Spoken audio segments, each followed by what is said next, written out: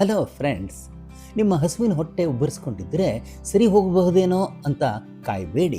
ಕೆಲವೇ ನಿಮಿಷಗಳಲ್ಲಿ ಹೊಟ್ಟೆ ಉಬ್ಬರ ನಿಮ್ಮ ಹಸುವಿನ ಪ್ರಾಣಕ್ಕೆ ಅಪಾಯವನ್ನು ತರಬಹುದು. ಏನಿದು ಹೊಟ್ಟೆ ಉಬ್ಬರ?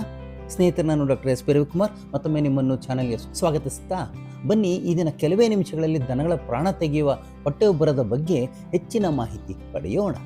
ಹೊಟ್ಟೆ ಉಬ್ಬರವನ್ನು ಟಿಂಪನಿ ಅಥವಾ ಬ್ಲೋಟ್ ಅಂತಲೂ ಕರೆಯುತ್ತಾರೆ. ಹಸು, ಎಮ್ಮೆ ಮುಂತಾದ ಮೆಲುಕು ಹಾಕುವ ಪ್ರಾಣಿಗಳ ಹೊಟ್ಟೆಯಲ್ಲಿ ಮೇವು ಜೀರ್ಣವಾಗುವ ಪ್ರಕ್ರಿಯೆಯಲ್ಲಿ ಸಹಜವಾಗಿ ಅನಿಲ ಉತ್ಪಾದನೆ ಆಗುತ್ತೆ ಹಾಗೂ ಇದು ದನಗಳು ಮೆಲುಕು ಹಾಕುವಾಗ ತೇಗಿನ ಮೂಲಕ ಹೊರಗೆ ಹೋಗುತ್ತೆ ಅನ್ನೋದನ್ನು ನಾವು ಹಸುವಿನ ಹೊಟ್ಟೆಯ ರಹಸ್ಯ ಎನ್ನುವ ವಿಡಿಯೋದಲ್ಲಿ ನೋಡಿದ್ದೇವೆ. ಅಕಸ್ಮಾತ್ ನೀವು ನೋಡಿರದಿದ್ದರೆ ಲಿಂಕನ್ನು ಕೆಳಗೆ ಕೊಟ್ಟಿದ್ದೇನೆ, ದಯವಿಟ್ಟು ನೋಡಿಕೊಂಡು ಬನ್ನಿ.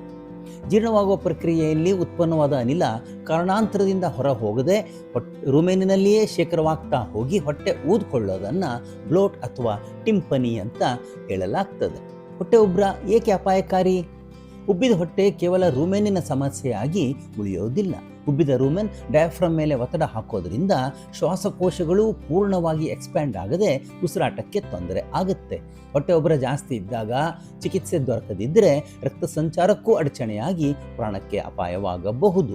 ಅದರಿಂದ ಹೊಟ್ಟೆ ಉಬ್ಬರವನ್ನು ನಿರ್ಲಕ್ಷಿಸಬಾರದು. ಹೊಟ್ಟೆ ಉಬ್ಬರದಲ್ಲಿ ಮುಖ್ಯವಾಗಿ 2 ವಿಧಗಳಿವೆ. Free gas ಬ್ಲೋಟ್. ಕೆಲವು ಬಾರಿ ಭೌತಿಕ ಕಾರಣಗಳಿಂದ, ಅಂದರೆ ಆಲೂಗಡ್ಡೆ, ಬೀಟ್ರೂಟ್, ಈರುಳ್ಳಿ ಮುಂತಾದ ಪರಕೀಯ ವಸ್ತುಗಳು ಅನ್ನನಾಳದಲ್ಲಿ ಸಿಲುಕಿಕೊಂಡಿರುವಂತಹ ಸಂದರ್ಭಗಳಲ್ಲಿ ದನ ಮೆಲುಕು ಹಾಕೋದಕ್ಕೆ ಆಗೋದಿಲ್ಲ. ಆಗ ಗ್ಯಾಸ್ ಹೊರ ಹೋಗದೆ ಹೊಟ್ಟೆ ಉಬ್ಬರಿಸುತ್ತೆ. ಅದೇ ರೀತಿ ಅಸಿಡೋಸಿಸ್ನಲ್ಲಿ ರೂಮೇನಿನ ಚಲನೆ ಕಡಿಮೆ ಆಗಿ ಹೊಟ್ಟೆ ಉಬ್ಬರವಾಗುತ್ತೆ. ಇದನ್ನು ಫ್ರೀ ಗ್ಯಾಸ್ ಬ್ಲೋಟ್ ಅಂತ ಹೇಳುತ್ತಾರೆ. ಫ್ರಾತಿ ಬ್ಲೋಟ್. ನಾರಿನಂಶ ಇಲ್ಲದ, ಕಾರ್ಬೋಹೈಡ್ರೇಟ್ ಅಂಶ ಹೆಚ್ಚಾಗಿರುವ ಕಾನ್ಸಂಟ್ರೇಟ್ ಫೀಡನ್ನು, ದ್ವಿದಳ ಧಾನ್ಯದ ಹಸಿರು ಮೇವನ್ನು ದನಗಳಿಗೆ ಹೆಚ್ಚು ಕೊಟ್ಟಾಗ ರೂಮೇನಿನಲ್ಲಿ ಅನಿಲದ ಜೊತೆಗೆ ನೊರೆ ರೂಪುಗೊಳ್ಳುತ್ತೆ. ಈ ಬುರುಗಿನಲ್ಲಿ ಅನಿಲ ಟ್ರ್ಯಾಪ್ ಆಗೋದ್ರಿಂದ ಅನಿಲ ಹೊರ ಹೋಗದೆ ಹೊಟ್ಟೆ ಉಬ್ಬರಿಸುತ್ತೆ. ಇದನ್ನು ಫ್ರಾತಿ ಬ್ಲೋಟ್ ಅಂತ ಹೇಳುತ್ತಾರೆ.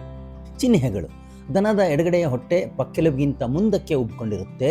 ಹೊಟ್ಟೆಯನ್ನು ಒತ್ತಿದರೆ ಮೊದಲಿನಂತೆ ಒಳ ಹೋಗದೆ ಬಿಗಿಯಾಗಿರುತ್ತೆ. ಬಡಿದರೆ ನಗಾರಿ ಅಂತ ಶಬ್ದ ಮಾಡುತ್ತೆ. ದನ ಆತಂಕದಿಂದ ಪದೇ ಪದೇ ಹೊಟ್ಟೆ ಕಡೆ ನೋಡುತ್ತಾ ಕಾಲು ಜಾಡಿಸ್ತಾ ಇರುತ್ತೆ. ಮೇಲಿಂದ ಮೇಲೆ ಮೂತ್ರ ವಿಸರ್ಜನೆ ಮಾಡೋದಕ್ಕೆ ಅಥವಾ ಸಗಣಿ ಹಾಕೋದಕ್ಕೆ ಪ್ರಯತ್ನ ಮಾಡ್ತಾ ಇರುತ್ತೆ. ನಾಲ್ಗೆ ಹೊರ ಚಾಚಿಕೊಂಡು ಬಾಯಿ ತೆರೆದು ಉಸಿರಾಡ್ತಾ ಇರುತ್ತೆ. ನೀವೇನು ಮಾಡಬೇಕು? ಹೊಟ್ಟೆ ಉಬ್ಬರ ಕಂಡ ತಕ್ಷಣ ವೈದ್ಯರನ್ನು ಸಂಪರ್ಕಿಸಬೇಕು. ಅವರೊಡನೆ ಮಾತನಾಡಿ ಅವರ ಸಲಹೆ ಪಡೆದು ಈ ಕೆಳಕಂಡವುಗಳನ್ನು ಪ್ರಯತ್ನಿಸಬಹುದು. ಕಟ್ಟಾಕಿರುವ ದನವನ್ನು ಓಡಾಡಿಸೋದ್ರಿಂದ ಕೆಲವು ಬಾರಿ ರೂಮೇನಿನ ಚಲನೆ ಪ್ರಚೋದನೆಗೊಂಡು ಅನಿಲ ಹೊರಗೆ ಹೋಗಬಹುದು. ಒಂದು ದಂಟನ್ನು ಅಥವಾ ಕಡ್ಡಿಯನ್ನು ಬಾಯಿಯಲ್ಲಿಟ್ಟು ಸತತವಾಗಿ ಬಾಯಾಡಿಸ್ತಾ ಇರುವಂತೆ ಪ್ರಚೋದಿಸಬೇಕು. ಬಾಯಾಡಿಸುವಾಗ ಸ್ವಲ್ಪ ಮಟ್ಟಿಗೆ ಗ್ಯಾಸ್ ಹೊರ ಹೋಗಬಹುದು. 100ರಿಂದ 150 ಗ್ರಾಂ ಅಡಿಗೆ ಸೋಡಾ ಪುಡಿಯನ್ನು ನೀರಿನಲ್ಲಿ ಕರಗಿಸಿ ಕುಡಿಸಬೇಕು. ಅಸಿಡಿಟಿಯಿಂದ ಹೊಟ್ಟೆ ಉಬ್ಬರವಾಗಿದ್ದಾಗ ಇದು ಸಹಾಯಕ.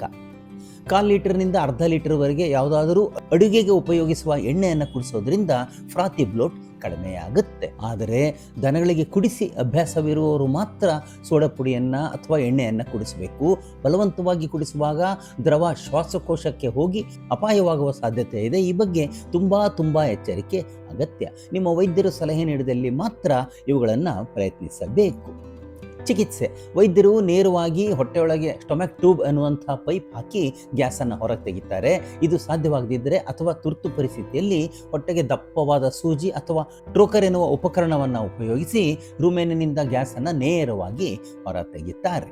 ತುರ್ತು ಪರಿಸ್ಥಿತಿಯಲ್ಲಿ ರೂಮಿನಾಟಮಿ ಎನ್ನುವ ಶಸ್ತ್ರಚಿಕಿತ್ಸೆ ಮಾಡಿ ದನದ ಪ್ರಾಣವನ್ನು ಉಳಿಸಬೇಕಾಗುತ್ತೆ. ಬ್ಲೋಟ್ ತಡೆಗಟ್ಟೋದು ಹೇಗೆ?